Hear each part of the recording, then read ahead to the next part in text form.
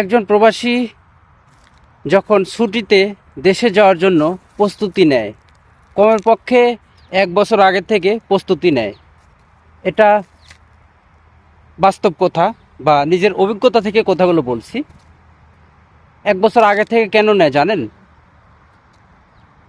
অনেক ছোট ছোট ভাই বোন, বাবা মা, স্ত্রী, ছেলে মেয়ের জন্য একটি চেন, একটি কম্বল, অনেক কিছু জিনিস নিতে হয়।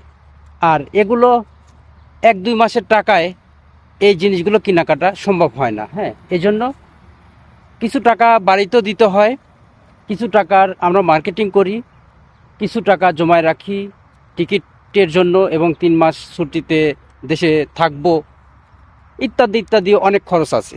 হ্যাঁ, তারপরেও দেখা যাচ্ছে যা কিছু আমরা জিনিসপাতি নিয়ে যাই দেশে, আত্মীয় স্বজন, পাড়া প্রতিবেশী, নিজস্ব বন্ধু বান্ধব যারা আছে সবাইকে দিতে দিতে না লাস্টে নিজের কাছে কিছু থাকে না। হ্যাঁ, এই তো হলো আমাদের প্রবাসী জীবন। আমরা ইচ্ছা করলেও যখন তখন দেশে যেতে পারি না। অনেকে বলে, ভাইয়া এত বছর হয়েছে আসেন না কেন?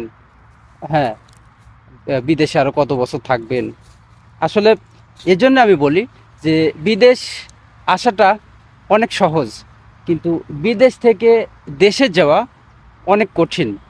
আমরা চাইলেও যখন তখন দেশে যেতে পারি না, কারণ আমাদের পরিবারের জন্য আমরা প্রবাসে থাকি এবং পরিবারের সবার জন্যই আমরা এখানে প্রবাসে কাজ করি।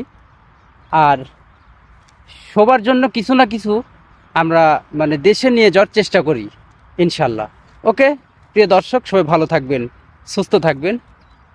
আজকের মতো এ পর্যন্তই।